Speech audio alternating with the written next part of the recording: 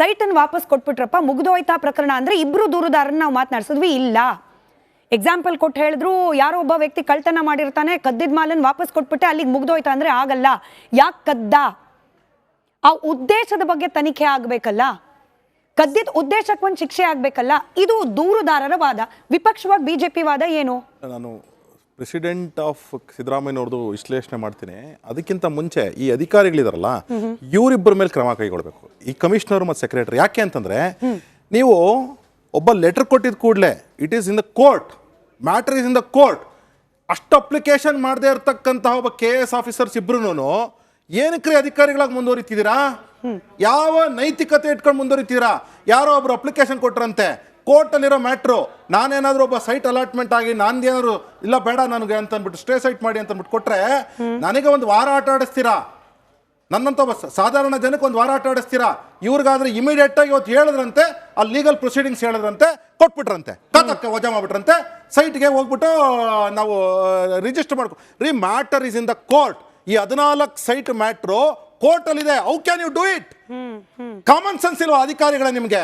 ಇಂತಹ ಅಧಿಕಾರಿಗಳಿಂದಾನೇ ರಾಜ್ಯ ಹಾಳಾಗ್ತಿರೋದು, ದೇಶ ಹಾಳಾಗ್ತಿರೋದು. ಮೊದಲು ಎರಡನೇ ವಿಚಾರ ನೋಡಿ, ಸಿದ್ದರಾಮಯ್ಯನವರು ಈ ರಾಜ್ಯದಲ್ಲಿ ಒಂದು ದೊಡ್ಡ ಪ್ರೆಸಿಡೆಂಟ್ ಸೆಟ್ ಮಾಡಿಬಿಟ್ರು. ಏನು ಅಂದರೆ, ನಾನು ಇವತ್ತೇ ಇದೇ ಸಿದ್ದರಾಮಯ್ಯನವರು 2011ರಲ್ಲಿ ಹೇಳ್ತಾರೆ, ಅವರು ಸೈಟ್ ತೆಗೆದುಕೊಂಡಿರೋದ್ರಿಂದ ಅವ್ರ ಮಕ್ಕಳ ಹೆಸರಲ್ಲಿ ತಪ್ಪಾಗಿದೆ, ಅದನ್ನು ವಾಪಸ್ ಕೊಟ್ಬಿಟ್ರೆ ಅಲ್ಲಿಗೆ ಕಳ್ತನ ಮುಚ್ಚೋಗುತ್ತಾ ಅಂತ ಇದೇ ಸಿದ್ದರಾಮಯ್ಯನವ್ರು ಹೇಳ್ತಾರೆ. ಸಿದ್ದರಾಮಯ್ಯನವರೇ, ಮನೆ ದೇವರು ಸುಳ್ಳ?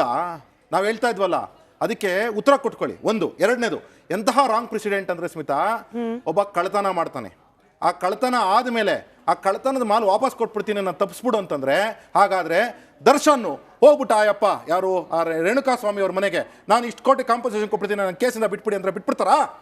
ಆಗತ್ತಾ? ಇದು ನ್ಯಾಯನಾ? ಇದಕ್ಕೆ ತಾವು ಉತ್ತರ ಕೊಡಬೇಕು ಸಿದ್ದರಾಮಯ್ಯನವರೇ.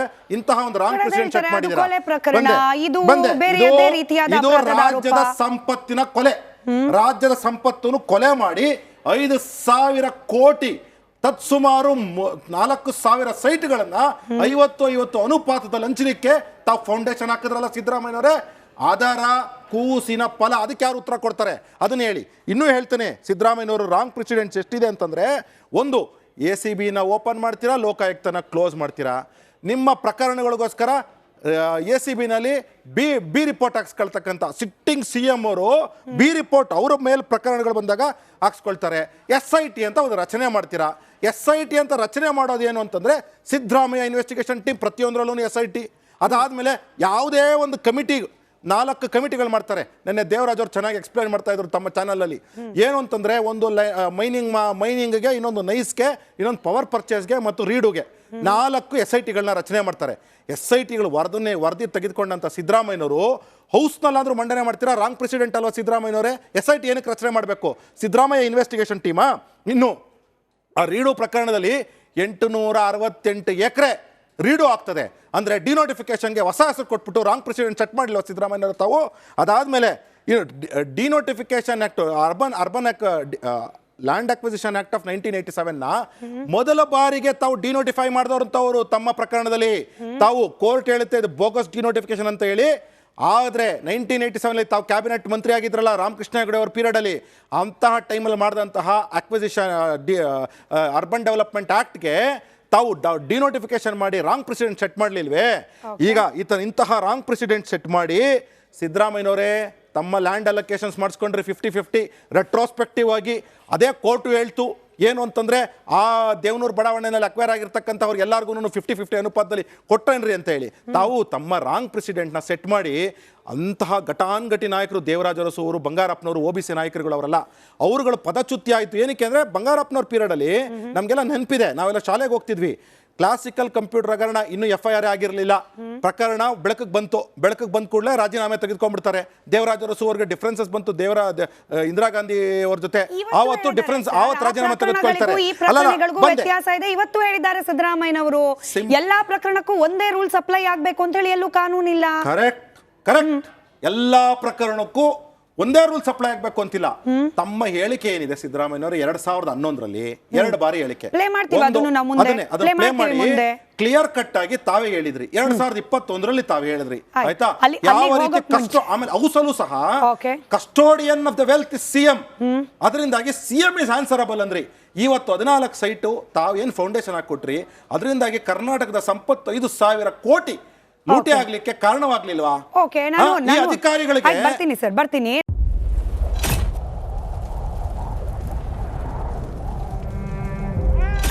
They destroyed our house and our life.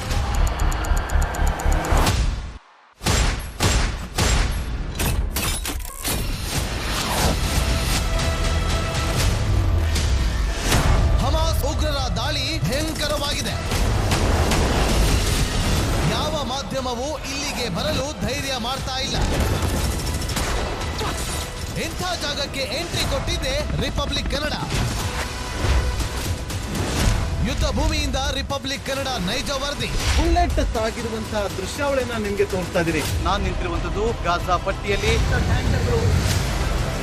Hamas ಬಂಡುಕೋರರು ಹಿಡಿದಿದ್ದ ವೆಪನ್ಗಳಿದು. ಇದು RPG-29 ಲಾಂಚರ್. ಛಿದ್ರಗೊಂಡಿರುವ ಕಟ್ಟಡಗಳು. ಈ ಮನೆಯಲ್ಲಿದ್ದಂತಹ ಬಾಡಿಗಳನ್ನ ಸುಟ್ಟು ಕರಕಲಾಗಿದೆ.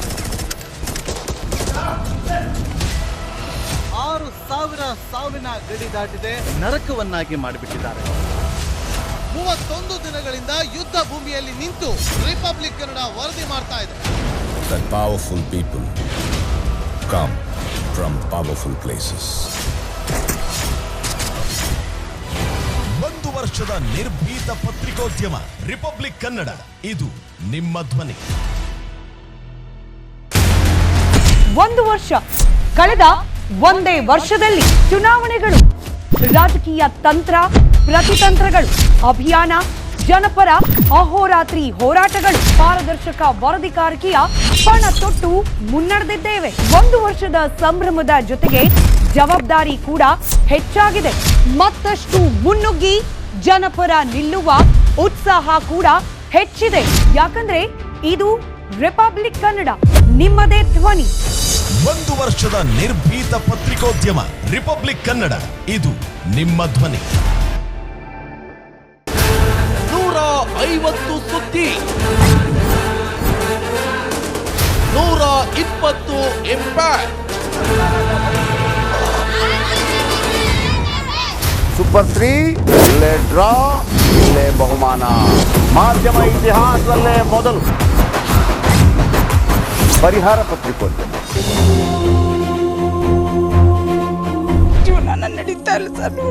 ಗುರುಲಕ್ಷ್ಮಿನಿಲ್ಲ, ಪಿಂಚಣಿನಿಲ್ಲ, ಇದನ್ನೇ ಮಾಡಕ್ಕಾಗಿಲ್ಲ ಅಂತಂದ್ರೆ ಇನ್ನೇನ್ ಮಾಡ್ತೀರಿ ಬೇರೆ? ಏನ್ ಕಳಿಸಿ ಆ ಸಮಸ್ಯೆಯನ್ನು ಪರಿಹರಿಸಿಕೊಡ್ಲಾಗ್ಬೋದು. ಒಬ್ಬ ಅಜ್ಜಿ, ಅವರು ವಿಕಲಚೇತನರು, ಯಾರ ಹತ್ರ ಹೇಳೋದು? ನಿಮ್ ಪ್ರಾಬ್ಲಮ್ ಏನಪ್ಪಾ ಅಂತ ಕೇಳೋದಕ್ಕೆ ಯಾರು ಇಲ್ವಲ್ಲ. ಆಗ ನಾವಿರ್ತೀವಿ, ನಾವಿರೋದೇ ನಿಮ್ಗಾಗಿ. ನಾನು ಇರುವವರೆಗೆ, ಅವರು ಇರುವವರೆಗೆ 1,000 ರೂಪಾಯಿ ತಿಂಗಳು ಹಾಕ್ತೀನಿ.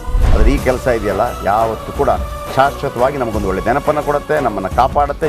ನಾನು 3 ವರ್ಷ ಭಿಕ್ಷೆ ಬೇಡ್ಕೊಳ್ತಿರ್ಬೇಕು. 24 ಗಂಟೆಯಲ್ಲಿ ಅವರ ಬದುಕು ಬದಲಾಗಿ ಹೋಯಿತು. ನಾವು ರಿಪಬ್ಲಿಕ್ ಕನ್ನಡ, ನೇಷನ್ ಫಸ್ಟ್. ಸಮಾಜ ನಮಗೆ ಬಹಳ ಮುಖ್ಯವಾಗಿರುತ್ತೆ. ನಾವು ಆ ಜಾತಿ ಈ ಜಾತಿ ಅಂತ ನೋಡೋದಿಲ್ಲ. ಸಮಾಜದ ಕಟ್ಟ ಕಡೆ ವ್ಯಕ್ತಿ ಯಾರಿರ್ತಾನೆ, ಅದು ಯಾವುದೇ ಜಾತಿಯವನಾಗಿರ್ಬೋದು, ಯಾರು ಕಷ್ಟದಲ್ಲಿದ್ದಾನೆ ಅವನ ಪರವಾಗಿ ಧ್ವನಿ ಎತ್ತುತ್ತೇವೆ. ಕನ್ನಡಕ್ಕೆ ಧನ್ಯವಾದ. ನಾವು 1 ವರ್ಷದ ನಿರ್ಭೀತ ಪತ್ರಿಕೋದ್ಯಮ ರಿಪಬ್ಲಿಕ್ ಕನ್ನಡ, ಇದು ನಿಮ್ಮ ಧ್ವನಿ.